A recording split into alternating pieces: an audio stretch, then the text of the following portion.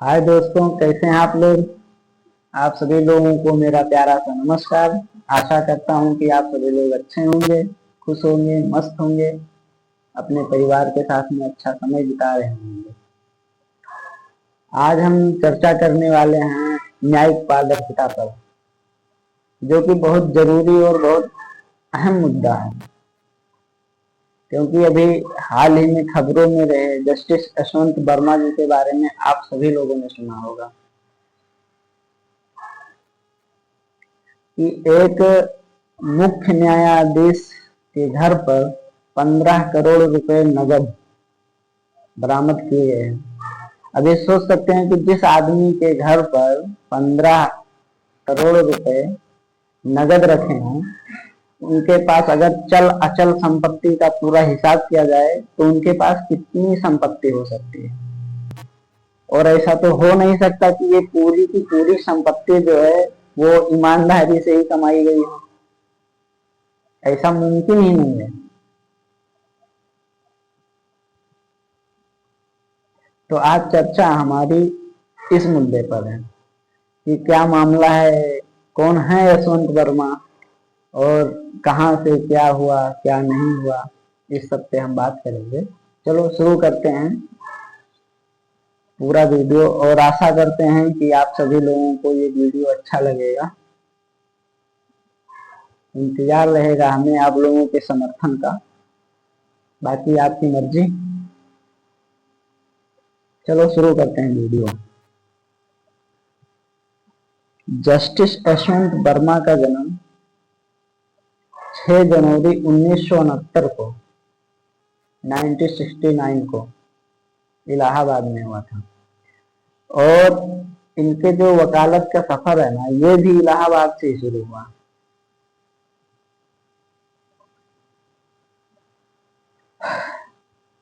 ये जस्टिस यशवंत वर्मा जी जो हैं, ये उत्तर प्रदेश सरकार के 2012 से 13 तक अस्थायी अधिवक्ता भी रह चुके हैं। ये अपनी सेवा दे चुके हैं पहले भी उत्तर प्रदेश सरकार को 2012 और 13 में। अभी ये वर्तमान टाइम पे दिल्ली उच्च न्यायालय में कार्यरत थे, वहां पे अपनी सेवाएं दे रहे थे। लेकिन फिलहाल के लिए अभी इनको सेवा से मुक्त कर दिया गया है कुछ कारणों की वजह से। उस पर हम आगे चर्चा करेंगे। तो यशवंत वर्मा जी 2012 से और 2013 तक उत्तर प्रदेश सरकार के अस्थायी अधिवक्ता रह चुके हैं। फिर 2014 से और अक्टूबर 2021 तक वो इलाहाबाद उच्च न्यायालय के अतिरिक्त न्यायाधीश और मुख्य न्यायाधीश के पद पर भी अपनी सेवा दे चुके हैं। फिर 11 अक्टूबर 2021 को इनका तबादला दिल्ली उच्च न्यायालय हो गया। दिल्ली उच्च न्यायालय में इनका तबादला हो गया। और वो तबादला जो है, वैसे अपने यहाँ भारत में न्यायाधीशों की जो मतलब नियुक्ति होती है वो कॉलेजियम प्रणाली द्वारा होती है। और कॉलेजियम प्रणाली एक ऐसी प्रणाली है कि जिसमें न्यायाधीशों की नियुक्ति न्यायाधीश ही करते हैं। ये 5 सदस्यीय एक समिति होती है कॉलेजियम प्रणाली, जिसमें कि सब न्यायाधीश ही होते हैं। कोई अदर पर्सन नहीं होता, ना कोई मंत्री होता है, ना कोई सिविल सर्वेंट होता है। उसमें सबके सब न्यायाधीश ही होते हैं। तो इस कॉलेजियम प्रणाली से जो है ना, वो न्यायिक व्यवस्था में थोड़ी अपारदर्शिता बढ़ने का चांस ज्यादा रहता है, भ्रष्टाचार का चांस थोड़ा ज्यादा रहता है। क्योंकि कॉलेजियम प्रणाली से ना भाई भतीजावाद को बढ़ावा मिलता है, इससे नेपोटिज्म को बढ़ावा मिलता है।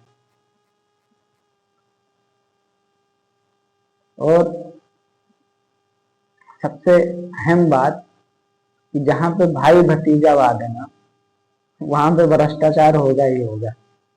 ये आप सब लोग जानते हैं और देखे भी हैं। उदाहरण बहुत सारे हैं अपने भारत में, बहुत सारे उदाहरण हैं।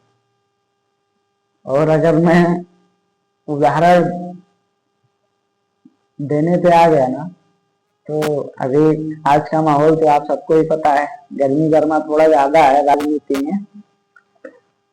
भारत में आज के टाइम पे राजनीतिक क्षेत्र में गर्मी गर्मा थोड़ा ज्यादा है। हर एक बात पे इशू हो जाता है। कोई भी नागरिक हो ना, अगर थोड़ा सा भी कुछ सरकार के बारे में, नहीं तो कोई विपक्षी पार्टी है, नहीं कोई भी अगर बड़ा आदमी है, उसके खिलाफ थोड़ा सा भी बोले तो अपशब्द मुंह से, अपशब्द क्या, थोड़ी आलोचना उसको बोल सकते हैं। अपशब्द, अपशब्द का प्रयोग तो करेंगे ही नहीं वैसे भी, इसको आलोचना ही बोलेंगे। कि अगर किसी का, किसी भी राजनीतिक पार्टी हो गई, नहीं तो कोई भी, समझ सकते हो आप लोग, अगर उन लोगों का उदाहरण देंगे ना, तो ये आलोचना होगा, कोई अपशब्द नहीं होगा। लेकिन फिर भी इस पे ऑब्जेक्शन लिया जा सकता है किसी के भी द्वारा। तो कैसे भी देखो, अभी कुछ दिन पहले वो तमिलनाडु का एक संपादकीय है, वो प्रधानमंत्री नरेंद्र मोदी जी का एक कार्टून छाप दिया था, जिसकी वजह से उस प्रेस को ही बंद करना पड़ा। और अभी वो तो लगभग 1 महीने पुरानी बात हो गई, अभी एक नई बात है, अभी 2 दिन पहले की बात है। महाराष्ट्र में कुणाल कामरा करके एक कॉमेडियन है, उन्होंने महाराष्ट्र के उप मुख्यमंत्री के ऊपर कुछ आलोचना कर दिया था। और उस आलोचना को लेकर ना वहां पे बहुत विरोध किया गया शिवसेना द्वारा। जिस स्टूडियो में ये शो हुआ था, वहां पे तोड़ फोड़ हुई। और वर्तमान टाइम पे महाराष्ट्र के जो मुख्यमंत्री हैं, फडणवीस साहब, देवेंद्र फडणवीस, उन्होंने इस आलोचना की, मतलब इस आलोचना का विरोध विरोध किया कि ऐसे आलोचना नहीं की जाती है। तो आलोचना अभी कॉमेडियन का जो गहना होता है ना, वो आलोचना ही होता है। और आलोचना तो परंपरा रही है भारत की।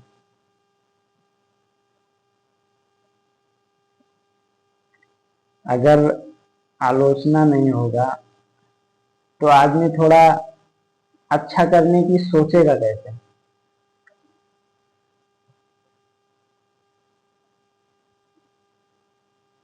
आम आदमी थोड़ी सी अगर आलोचना कर दे तो वो एक भद्दी सी बात बन के रह जाती है। और वहीं नेता लोग सांसद में भेड़ बकरियों की तरह लड़ते हैं। तो वो अभी क्या बोले इस पे, छोड़ो ये सब। बात हो रही थी हम लोगों की न्यायिक समीक्षा पर, उस मुद्दे पर वापस लौट के आते हैं। तो अभी हाल ही में 14 मार्च 2025 को जस्टिस यशवंत वर्मा जी दिल्ली के सरकारी आवास पे, सरकारी अस्थायी आवास जो था उनका, वहां पे रह रहे थे। तो 14 मार्च को उनके आवास से आग लगने की घटना हुई।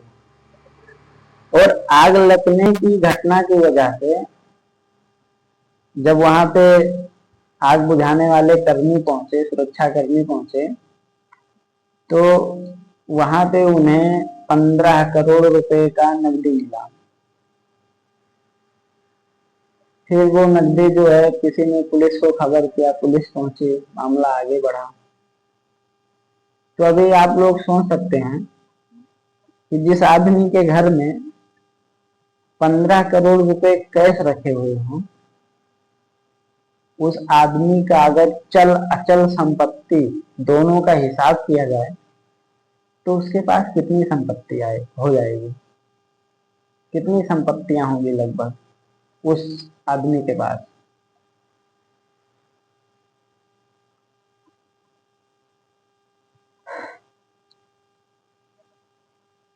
तो न्यायिक पारदर्शिता का मतलब, अभी आज 25 तारीख है जिस दिन मैं ये वीडियो बना रहा हूँ, और 14 मार्च की ये घटना है। आज 10-11 दिन हो गया, लगभग 11 दिन। और 11 दिन अभी ये ओपन तो हुआ है 2-3 दिन पहले।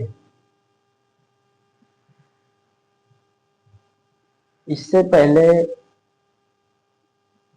ये जो है, मतलब न्यायिक स्वतंत्रता को बचाने के चक्कर में इस चीज को पर्दे के पीछे दबाए जा रहे थे। अभी ये सब चीज दबाना उचित है या अनुचित है, ये मैं आप सभी लोगों पर छोड़ता हूँ,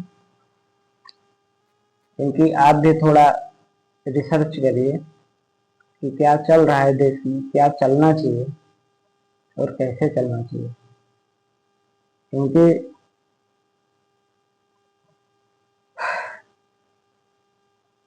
जैसे देश की जिम्मेदारी आप लोग हो ना, वैसे आपकी भी जिम्मेदारी है देश है।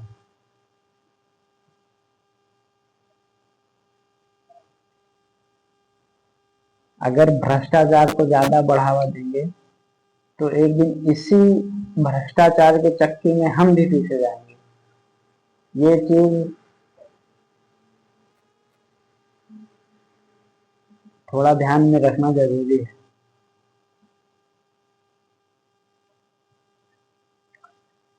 तो न्यायिक समीक्षा की बात हो रही थी,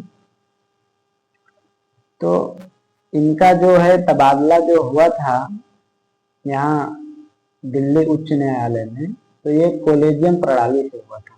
अब कोलेजियम प्रणाली क्या होता है? कोलेजियम प्रणाली एक ऐसी प्रणाली है जिसमें कि किसी भी न्यायाधीश को पदोन्नति चाहिए या किसी भी न्यायाधीश को नियुक्ति चाहिए, तो वो कोलेजियम प्रणाली करती है। कोलेजियम प्रणाली की सिफारिश पर एक न्यायाधीश की नियुक्ति होती है।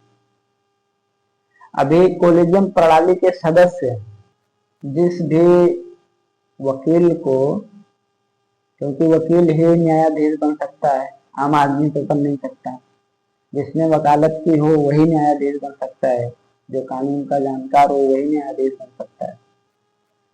तो जिस वकील की सिफारिश ये कोलेजियम प्रणाली के सदस्य करेंगे उसी की नियुक्ति होगी। अभी कोलेजियम प्रणाली की वजह से ना ये भाई भतीजवाद को बढ़ावा मिल रहा है। और भाई भतीजवाद का मतलब आप समझ सकते हैं कि भाई भतीजवाद का मतलब सीधा सीधा भ्रष्टाचार है।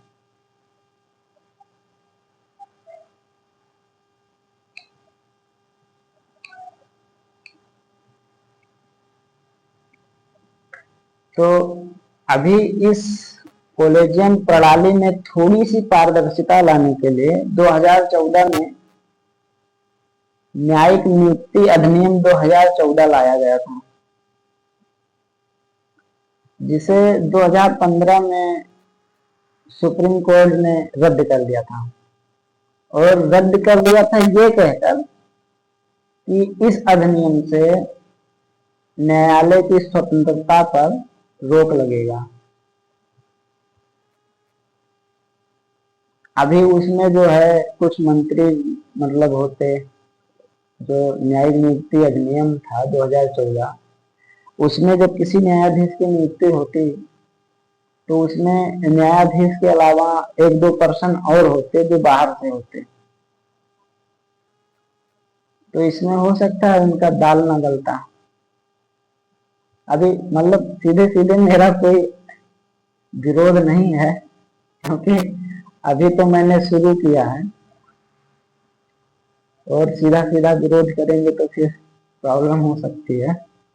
आप लोग समझदार हैं, लेकिन ये जो कुछ भी मैं बोल रहा हूँ ना, ये इंडियन कॉन्स्टिट्यूशन में जो आर्टिकल 90 है, 19 आर्टिकल 19, उसमें अभिव्यक्ति की स्वतंत्रता दी गई है। उस स्वतंत्रता के बदौलत मैं बोल रहा हूँ।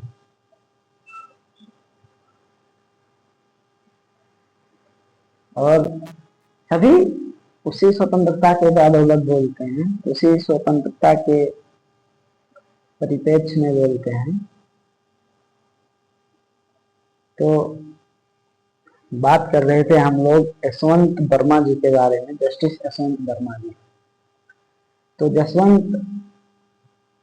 यशवंत वर्मा जी की नियुक्ति जो है वो भी कॉलेजियम प्रणाली से ही हुई थी।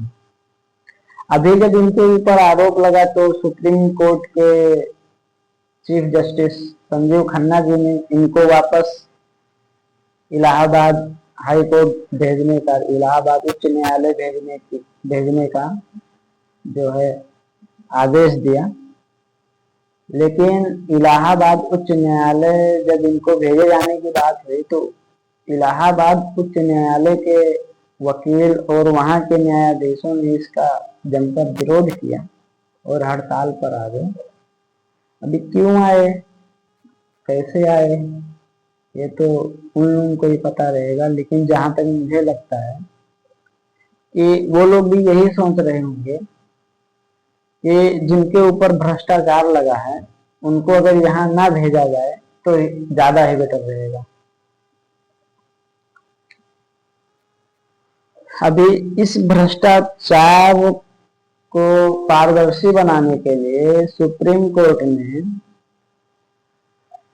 जस्टिस यशवंत वर्मा जी के घर से, आवास से जो नकदी बरामद हुए थे उनके फोटो और वीडियो सुप्रीम कोर्ट के ऑफिशियल वेबसाइट पे डाल दिया गया है। अगर आप लोग देखना चाहते हैं, अगर उस चीज का अभी सामने से तो नहीं देखें 15 करोड़, तो थोड़ा वेबसाइट पे जाके देख लें।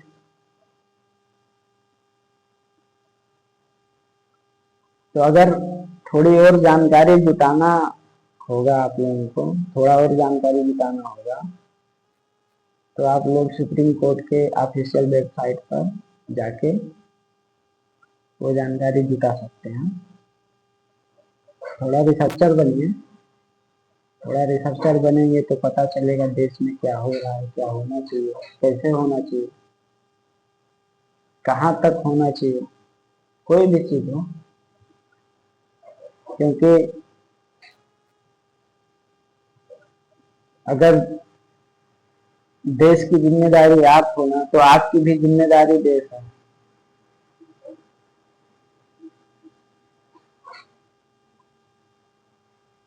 अगर देश आपको बचा रही है तो आपको भी देश को बचाना ही पड़ेगा।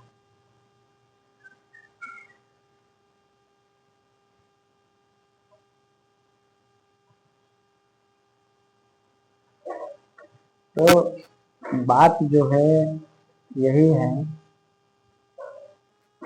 कि अगर न्यायालय में पारदर्शिता नहीं होगी तो मतलब एक आम आदमी को कैसे भरोसा रहेगा कि हाँ अगर मैं न्यायालय जाऊं तो मुझे न्याय मिलेगा या नहीं मिलेगा। क्योंकि बहुत सारे केस हुए हैं यार, आप लोग सब जानते ही होंगे। बहुत सारे केस ऐसे हैं जिनमें सीधा सीधा मतलब पीड़ित आरोप लगाता है, जज के ऊपर आरोप लगाता है, न्यायाधीश के ऊपर आरोप लगाता है कि मेरे साथ ऐसे बर्ताव हुआ, मेरे साथ ये हुआ, मेरे साथ वो हुआ।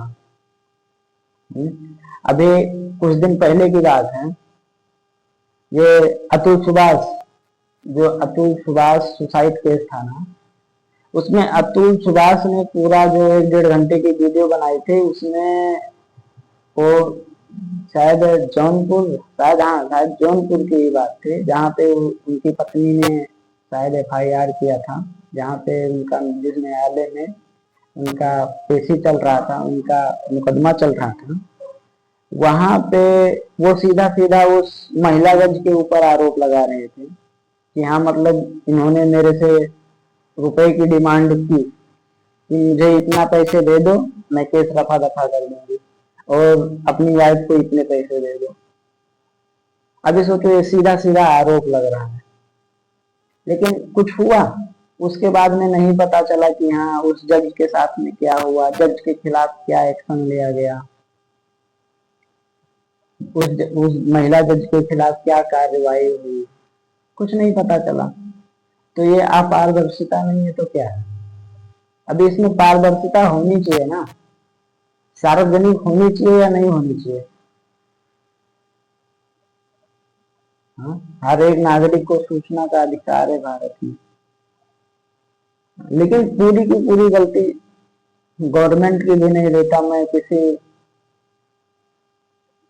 सरकारी कार्यकारी संस्था का भी नहीं देता, वो चाहे न्यायालय हो या कुछ भी हो, क्योंकि इसमें आज के टाइम पे भारत की आधी से ज्यादा जनसंख्या तो रेल में लगी पड़ी हुई है, दिन भर बस वही रेल। तो क्या होगा इसी जनरेशन का?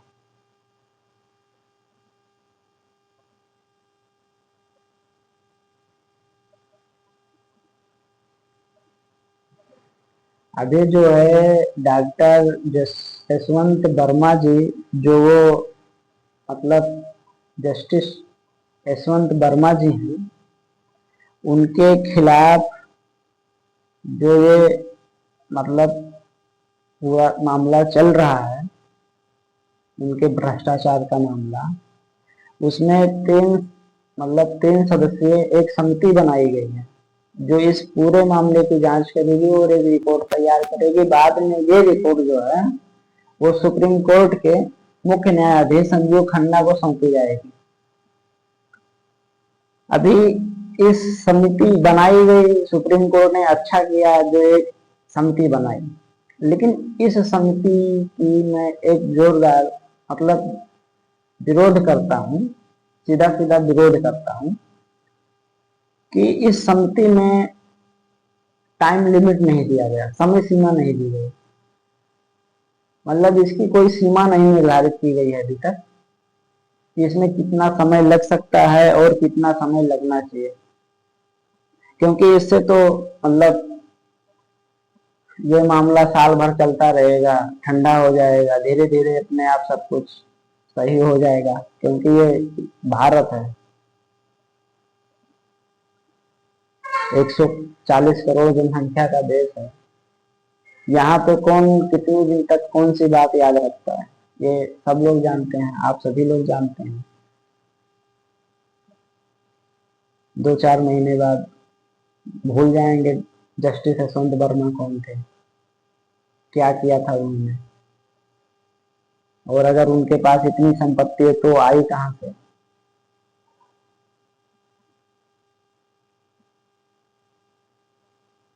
इन सब चीजों पे थोड़ा गौर दीजिए और थोड़ा रिसर्च करिए।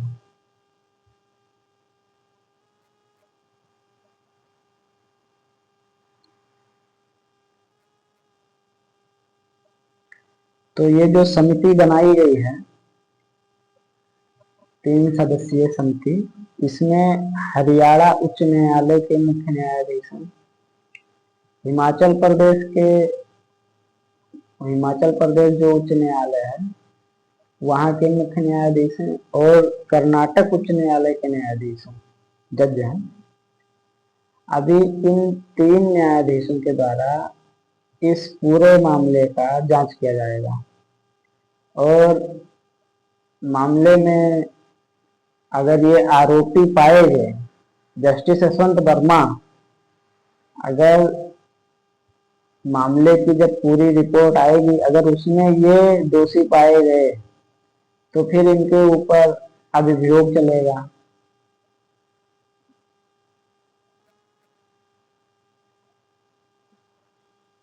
क्योंकि किसी भी न्यायाधीश को डायरेक्ट आप मतलब नहीं निकाल सकते, इनके लिए महाभियोग चलता है, वो भी संसद में।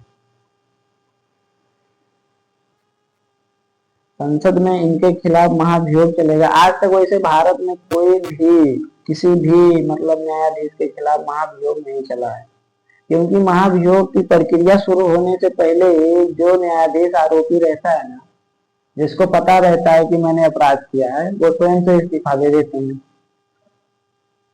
तो इनकी भी बहुत कम ही उम्मीद की जा सकती है कि अगर इनके ऊपर भी अपराध सिद्ध होते हैं तो इनके मतलब इनके ऊपर भी महाभियोग चलेगा। क्योंकि अगर कोई अच्छी चीज होती तो ये भी इतिहास रचना चाहते। भ्रष्टाचार में कौन इतिहास रचना चाहेगा? मैं तो भाई कतई नहीं चाहूंगा। पता नहीं आप लोगों में से कोई हो महान व्यक्तित्व का आदमी, कोई महान व्यक्तित्व हो सकता है वो रचे, लेकिन मैं तो नहीं चाहूंगा। और शायद जस्टिस यशवंत वर्मा जी भी ये नहीं चाहेंगे कि उनका मतलब इतिहास में नाम आए कि भारत का ऐसा वह कौन सा न्यायाधीश था जिसको पहली बार महाभियोग के द्वारा सेवानिवृत्त किया गया। तो ये चीज तो मतलब नहीं चाहेंगे।